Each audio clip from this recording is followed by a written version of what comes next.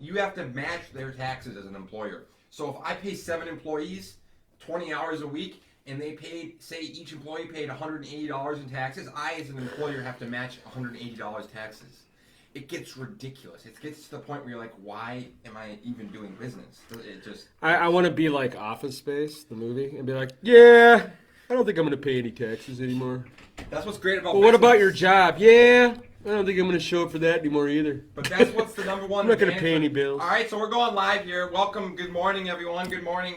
Me and Del here are once again in the Weirman Media Studios here. We're already jacked up this morning. Hella jacked up. What else? What other way to be? What other way to be in life than fucking lit? You gotta be fucking lit. I mean, if you're not excited and lit on life, fuck, it makes it not that fun. I love having excitement, energy, and fucking passion.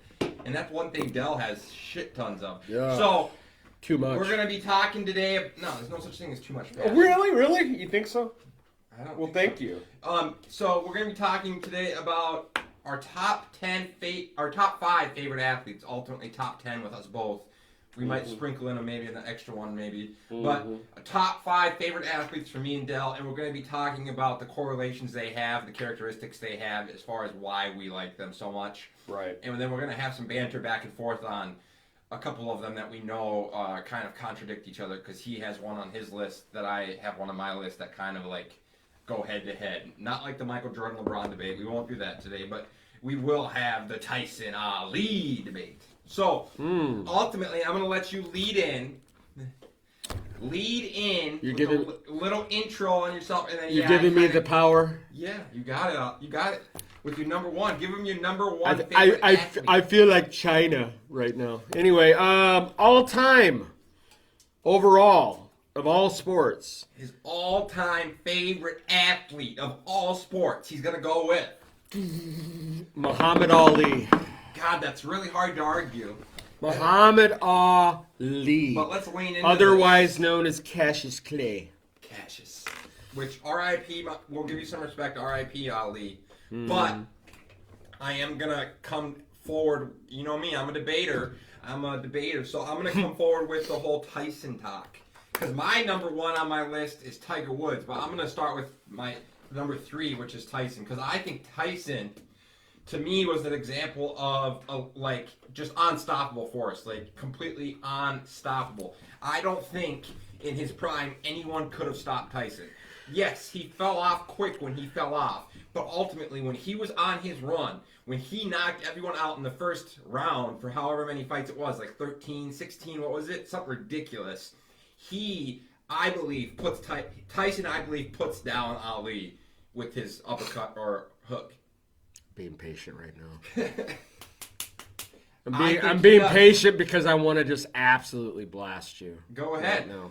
No, listen. Again, it comes back to 2 different eras of boxing. Okay, back when Muhammad Ali was fighting, yes, there was some powerful punchers. You had your Foremans come in. You had your Frazier. He was never hit by a Tyson punch. But exactly, it was different.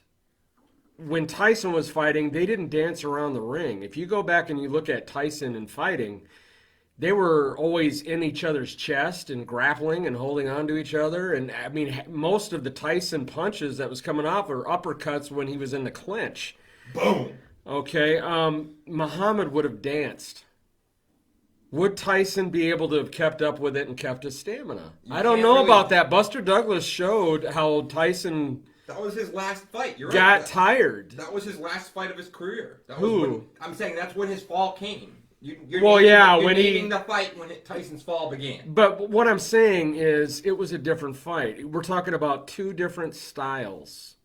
Who knows what really would have happened? That'd be like LeBron and Michael in the situation of who's the best of all time, who's the GOAT. But let's play it out in our heads. Tyson gets in the ring. Ali gets in the ring. Tyson walks up and hits him with his right uppercut. He is going down. If he could catch him. Yes, that's what I'm saying, though. If he can catch Muhammad Ali. That's the picture I'm painting, though. That's the picture I'm painting. You're right. If he could catch him. But my picture I'm painting is just picture it. They get in the ring.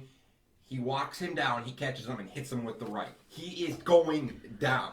There's no way anyone survives Tyson's right in his prime. There's just no way. God, I wish we could somehow do that where like literally have that happen just to see what would have happened. Both of them in their prime. Oh my Lord, that would. You know how much money would be made? That would make Mayweather and McGregor look like a joke. I mean, literally, there would be trillions made off that fight. That would be epic. There has to be. It would be able to pay for the war on drugs.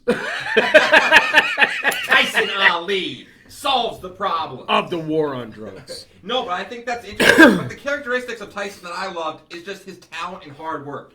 But it is sad when you look at how far he fell from the top. Like it's pretty sad stuff. But Ali, you're right.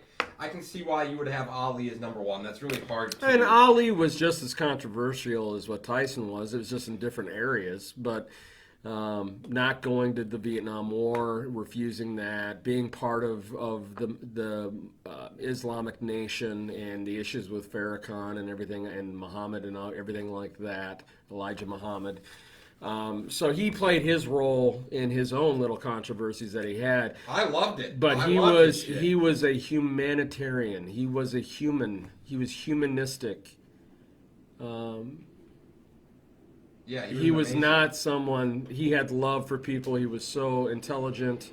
But he was a showman, and he was amazing. Charismatic. You're absolutely right. He was amazing, though. I agree. He had everything. Because what you just said he had, but then also at the same time, if you got in the ring with him and you fucking you had your hands full, and he would whoop your ass. So Tyson was a straight up rabid Wolverine. He was.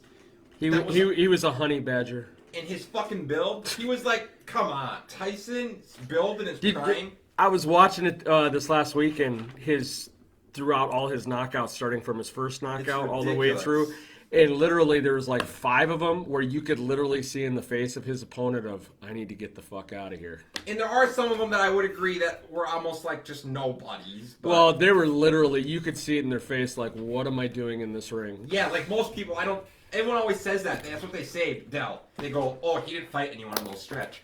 Well, who the fuck's going to get in the ring with Tyson? Oh, man. It makes sense if you think about it, because who the fuck's going to step in and be like, oh, put me in the ring with that guy? I was saying that to my buddy Aaron, who I was with last weekend, and I'm like, would you like to be punched by Tyson? He's like, oh, hell no. It's probably the last person I'd want to ever get punched by. I wouldn't want to get punched by him now. No, and he's older. But I saw a comment come in from Barry Sanders. I didn't have him on my list, but thanks for that input.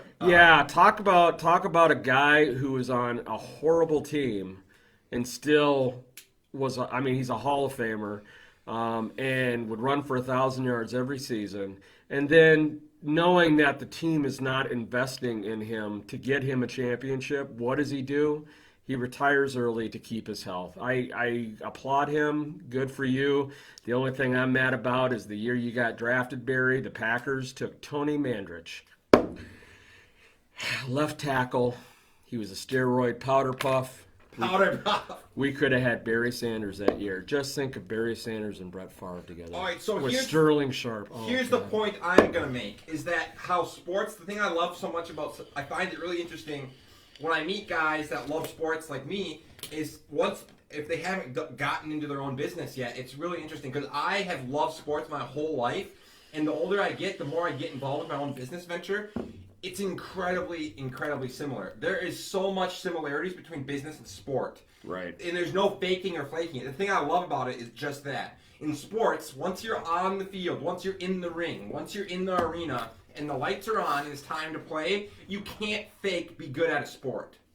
You can't fake it. You have to be good. Like, you can't be a third, like, you just have to be good. So, like, once you're in that arena, I find a lot of similarities between the business arena and the sports because it's like you have competitors in business, you're in a sector like you would be whatever business sector, and then you have to compete with your fellow businesses in that sector, and it's just a lot alike. And then you start to have to condition yourself and practice things to be good at it. And I find a lot of similarities between, for me, like going to the gym and then like prepping to be a good business owner. Well, and you got to keep yourself in shape, with the athletes. You got to be ready because you got new rookies and young pups coming up into the job that you're doing, and so you've got to stay on top. And it's the same way with business. Exactly. You're out there, you've got your business started. Guess what? You're going to have an upstart come behind you that even has a better idea. That's going to want to come in and take your people, your customers, your everything like that. So it's like, all right, so I'm going to have to learn to change and come up with a different philosophy with it to keep myself fresh. And that's the same way with athletes, same way with business. That's so true, Del. You just hit it out the park. That's exactly what the book talks about when you read about the founder's mentality. The founder's mentality is the concept that new companies that are insurgents in the area, so versus like being a rigid bureaucracy or an incubant, someone that's been around for a long time, you have the new businesses or the new, like the rookies of sports, of the rookies of business, and they're the insurgents. They're the guys that are able to feed special niche markets and like do special things and meet the demands of the consumer. And you're right, that's 100% a great comparison. Being a rookie in the NFL or in a sports league keeps the veterans having to stay on top of their game. That's exactly right with business. It's so true. So that's why I find a lot of similarities, and I love the process of being in business too. So, but ultimately, I just wanted to make that correlation. And number 2, my favorite athlete of all time, one of my top 5 favorite athletes of all time, Wayne Gretzky. It's hard to debate that. The great one. The great one. I mean, it is interesting when you watch the film on him, and you see it seems like he's playing with people that it just seems like he's playing. He should have been playing now, and he played back then, and it seemed like he was just like playing a beat. It was like if Mike Tyson was fighting an infant. Yeah, I mean, it's literally. He was a man amongst boys, and he literally was scoring like it was. He was literally scoring like it was over 100 goals. He has, to this day, still has the record for goals in a season. The guy was just phenomenal. I mean, you put the puck, on a stick, and good luck. It was, you give him any open space whatsoever to get to that net and put a shot on net. Good luck. And this is the other thing I like to correlate to business with sports, is the hard work. If you look at all these people, if you look at them, they all have talent. They all had hard work. I guarantee the sacrifice, the discipline. Like, they're all these guys. There's no way you end up being a Barry Bonds, a LeBron James, a Tiger Woods, a Wayne Gretzky, a Muhammad Ali. You don't get there without hard work, discipline, and sacrifice. It just doesn't happen. Correct. None of these guys. Correct. None of them get to where they are without that. Correct. Period. So, like, it's really interesting when you start to look at that, and we've talked about this before on the show, is how if you want to do great things, a lot of times people, you see them fantasizing about these people. They watch highlights, videos on them. They watch their they are somewhat infatuated with these individuals. Mm-hmm. So the thing they're infatuated with is the greatness and being different and being an outlier. So how do you do that? It's just so interesting. Make a legacy. Make a legacy. It's not easy, but you think about it. Look at their path. It's how you do it. You fucking work your ass off. You're disciplined, and you condition yourself. You have to, day after day, condition. It's like that with anything. You have to condition yourself no matter what arena you're in. Whether it's the arena of business, whether it's the arena of speaking at public events, which we're about to start, I want to start doing, but they're online now. But speaking, no matter what arena you're in, Del, you know what I'm saying? Right. If you're in the arena of fucking styling hair, or of making shoes, of making medical devices, whatever arena you're in. So what? Be an icon in that. Yeah, be the best at it. Be the best at it, period. And then work your tail off. You're gonna see that the climb, and you're gonna start to see it pay off. Like, it works, no matter what you're doing. Well, that's a great lead into my next favorite. All right, what's your next favorite? Del Bacon! Well, I am a Packer fan. So a lot of people are going to give me a lot of hard, time about this. Fucking Packers. Because call me a homer. He's a meat packer. But let's look at this. He likes to pack meat. Let's look at Aaron Rodgers. I just want to throw him out there. Here's a guy who was told he was going to be the first-round draft pick. He drops all the way down to whatever it was, 24th. Nobody wanted him. He was supposed to be a problem child. Has an attitude. Gets drafted by the Packers, and he used that as a fire for him. He killed it. He's motivation. And then what does he do? He has to go to Green Bay and play behind the great one, Brett Favre. And has to come in with all that pressure, replacing him. Totally, and he slayed it. And he did. I mean, you want to talk about a guy who, the pressure had to be immense to be able to do what he's done. And has he be the best? Has he won enough Super Bowls? No. In my opinion, he should have more than what he has. But again, that comes on Green Bay's front office and not really giving them a defense or receivers. Which is exactly another great point I want to lean into right here. I think you're making great points. He's talking about motivation. He was talking about how Aaron Rodgers literally, he found the motivation through all the... So, like, it's about how we use, no matter what it is in life, what the event is, what it is, you can use it as motivation. Like, when my mom died, I used it not as a deterrent, but a propellant. You, no matter what situation you're in life, can use stuff as deterrents or propellants. Aaron Rodgers used that as a propellant to motivate him, to give him a chip on his shoulder, to give him that desire, the passion, and the will to work his ass off. And you're right, dude. He's fucking slayed it. Aaron Rodgers is probably one of the best in the league, if not ever, to play the position. But the argument I want to make, and have you lean in on too as well, is the argument in football that, yes, that's a team measurement. So, like, you look at a guy like Aaron Rodgers, is probably one of the best quarterbacks ever. But the reason he doesn't have more Super Bowl rings is because of the people around him. Right. So, and that's where I wanted to go with it, actually. You're leading right into my next thought on it, is that he's a game changer.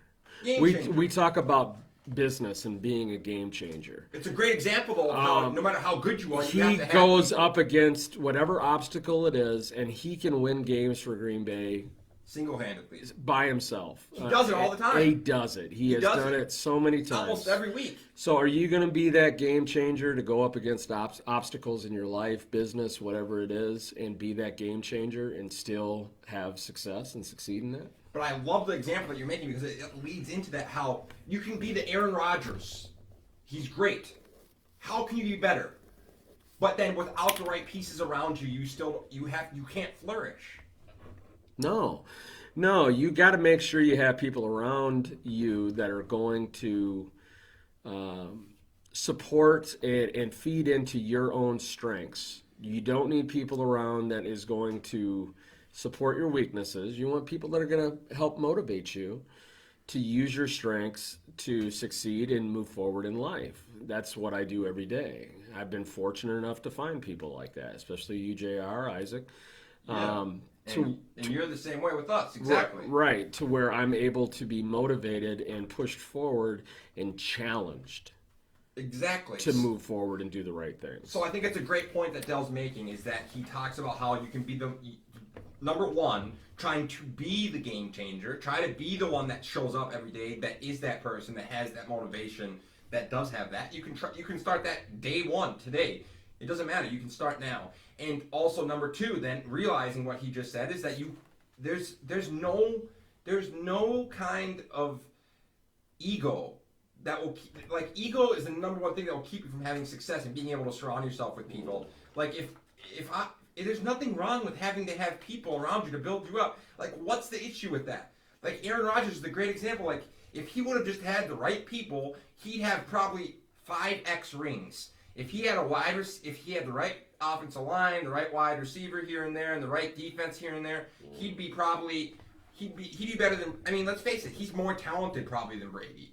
So, but Brady has more rings, so that says everything. Like, the stats say that Aaron Rodgers is better than Brady, but and let's face it, you look at it, but that's just stats. So that's what we measure by successes, by Super Bowl rings. That's what I'm leaning into. Tom Brady has that. He's my next athlete. That's what I'm leaning into. So Brady is, to me, if I had to pick it, probably my all-time favorite athlete. It's besides Tyson, I would say Brady. Brady is up there because, to me, he's the primary example of everything that we just talked about. He has just been blessed to have the ability to be the game changer, and then to also have the team around him and the best coach and the ability to succeed. And I think the number one thing that's interesting the most about the Patriots is their lack of ego.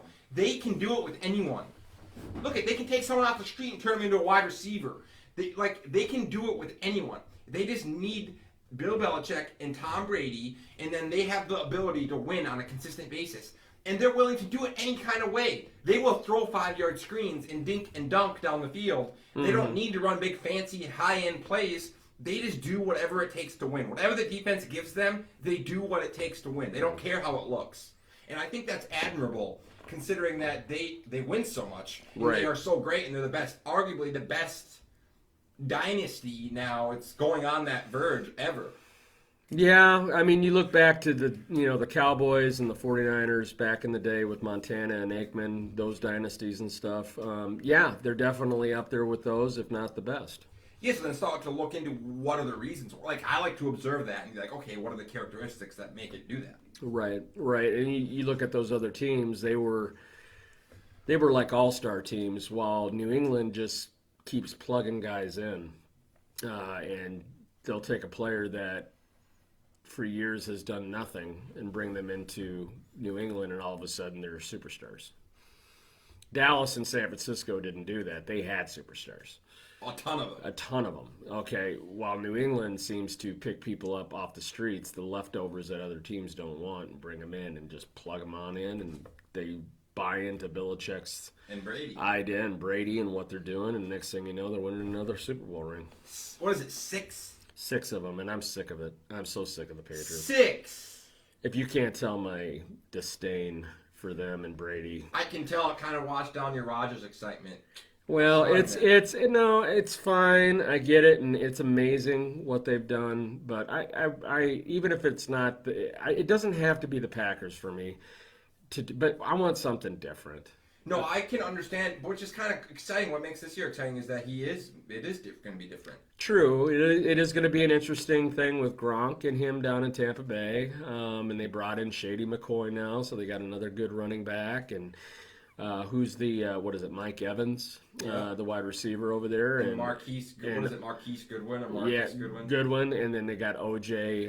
Howard, the other tight end. So if you add O.J. Howard with Gronk and Marquise, the Buccaneers are going to be interesting, and they're sporting those old school 2000 uniforms again, the grays. They're fucking just killer.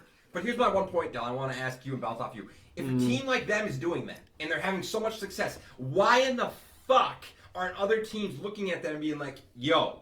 Because what I do in business is I watch Gary Vaynerchuk.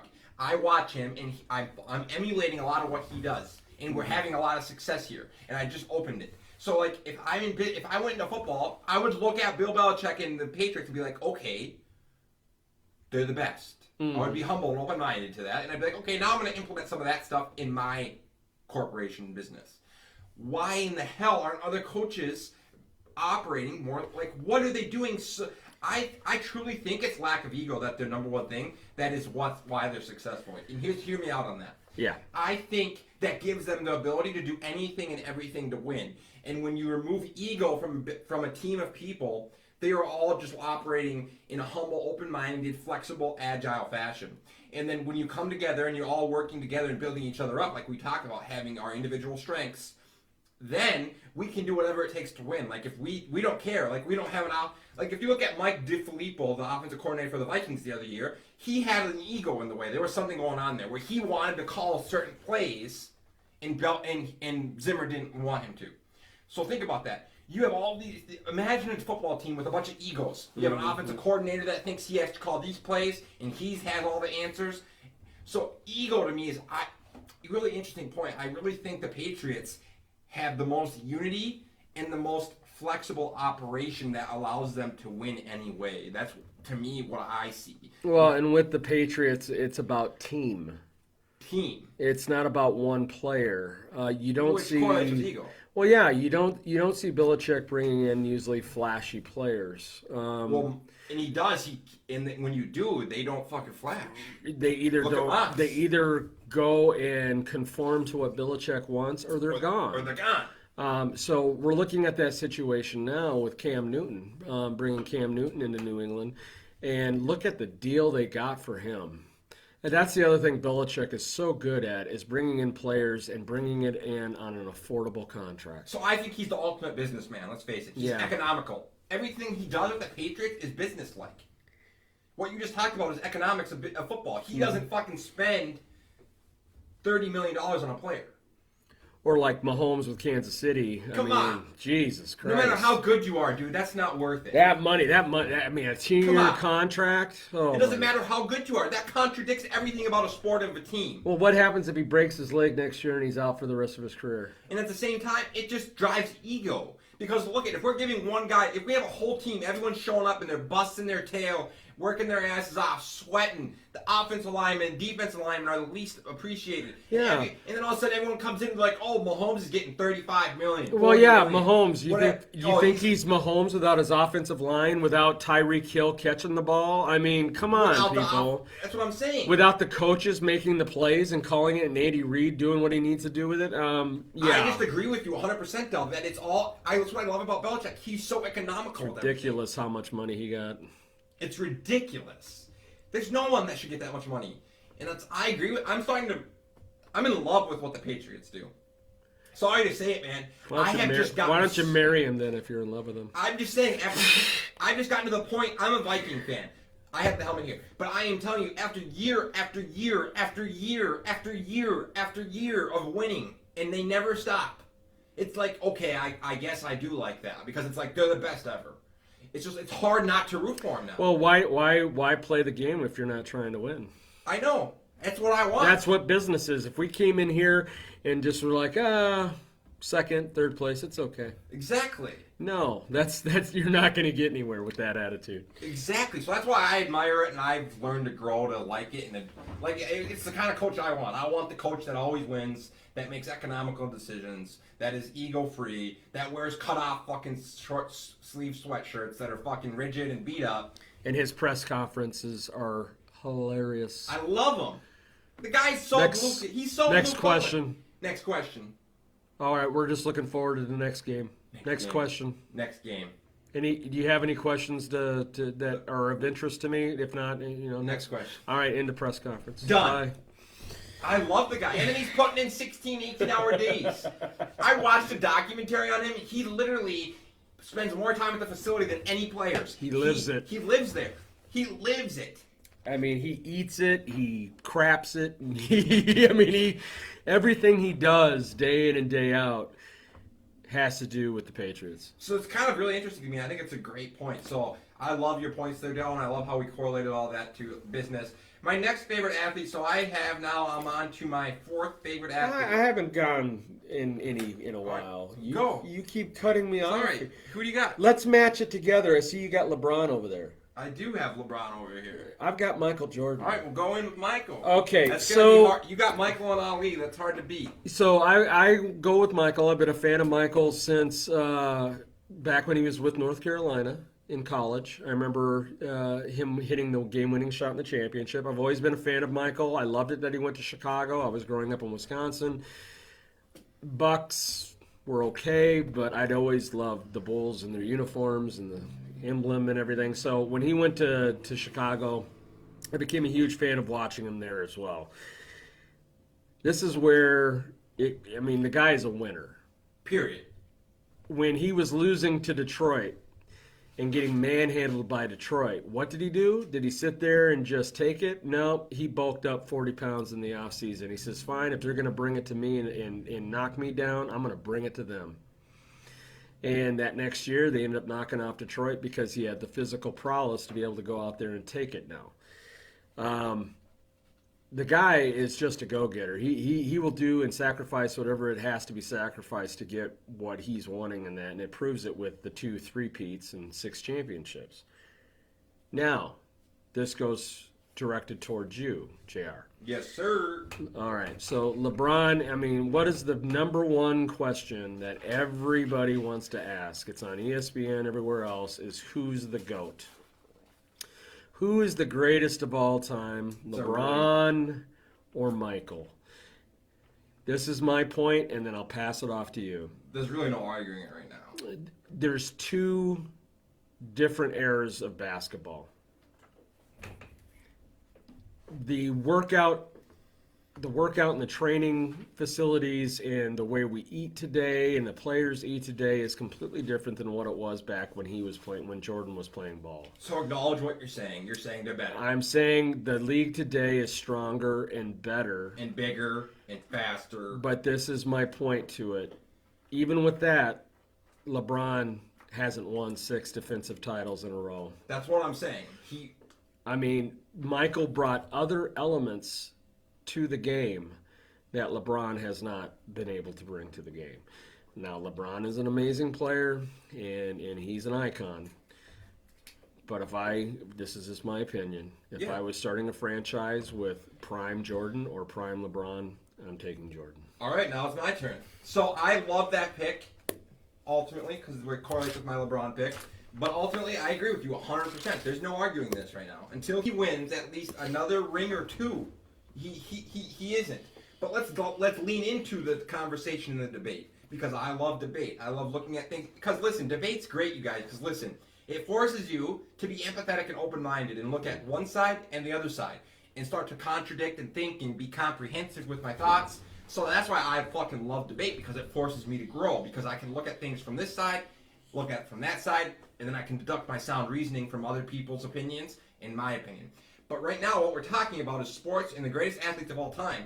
And I'm going to correlate this to individual versus team and how it all comes back to no matter how gifted, talented you are, you have to have people around you that are amazing as well. So, like, ultimately, what you talked about with Rodgers is because it's individual versus team achievement. And what we're talking about right now is on an individual level, if we compare the two, I give the edge to LeBron. I think individually, if you go size-wise, LeBron can guard and LeBron can switch to all 5 positions. LeBron can guard from number 1 to number 5. He can guard all 5. So I think LeBron individually,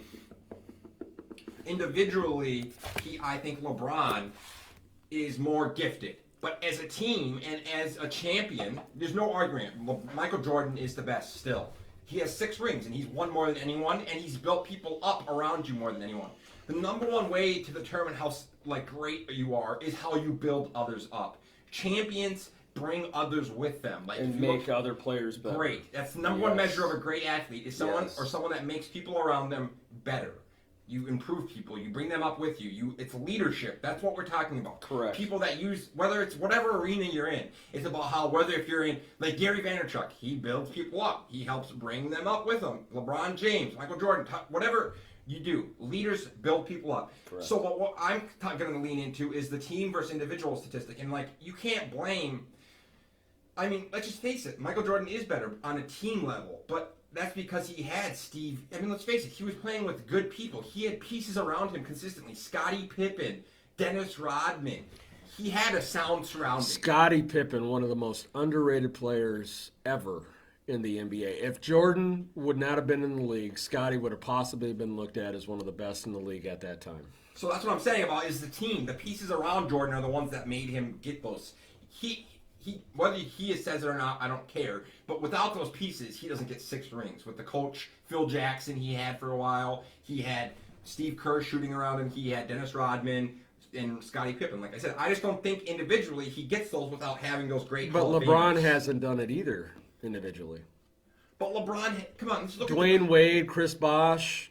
Then you go to Cleveland, he's got Kyrie Irving, Kevin Love. He had Dwayne Wade and Chris Bosh, and he won 3 of his rings with them. Right, but I'm saying it was. So you just made a great point. When it comes to basketball, you have to have the 3-headed beast. So you're making my point, though. Kevin Durant, Stephon Curry, and Klay Thompson.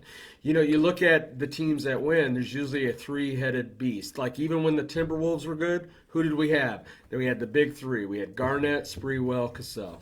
So that's my point, is no matter how great you are, you look at the greatest athletes that we're talking about, you have to have the right pieces around you to complement you. Completely agree. To ever make you reach your full potential. So I could be the greatest talented businessman in the world, but I'm egotistical and don't work well with other people. Yes. I'm not going to ever have that great success. Mm-hmm. It's the same thing with business and with sports. So that's what I'm talking about. You take away Dennis Rodman and Scottie Pippen and Steve Kerr and Phil Jackson from Michael, and I don't think he is anywhere near what he was. Correct. So that's what I'm talking about on an individual versus team level. And yes, I agree. You can't argue. Michael is currently better. But if you start to look at the individual achievements of LeBron and his capabilities and what he has done, he's won rings with how many different head coaches now? Is it 3 different head coaches? Wait, he won them in Miami, and now he won it in... If he wins another one in LA, it'll be third. It'll be the third team with 3rd different head coach, and it'll be 4 rings. And he also beat a team that was the best ever record-wise in the regular season, down 3-1 in the finals. Again, Draymond Green suspended, but we won't go there. But that's my point. But he's going to get there. If he wins another ring or 2, he's there. He's getting there. With LeBron, he's already passed Jordan scoring-wise. He's going to have all the statistics. There's a possibility that he could catch up to Kareem Abdul-Jabbar by the end of his career and have the all-time scoring. That's what I'm saying. So at the end of the day, if he has all the scoring stats, now he's passed them there. You would have to make a rubric for grading. The only other thing that would be left would be championships. But people are always going to be like, oh, that he lost in the finals. You know LeBron's never been favored in the finals? Well, let me ask you that. Never been favored in the finals. Why do you honestly is it okay for us to judge a player just because of how many rings they have and not look at the overall accomplishment of what they've done in their career?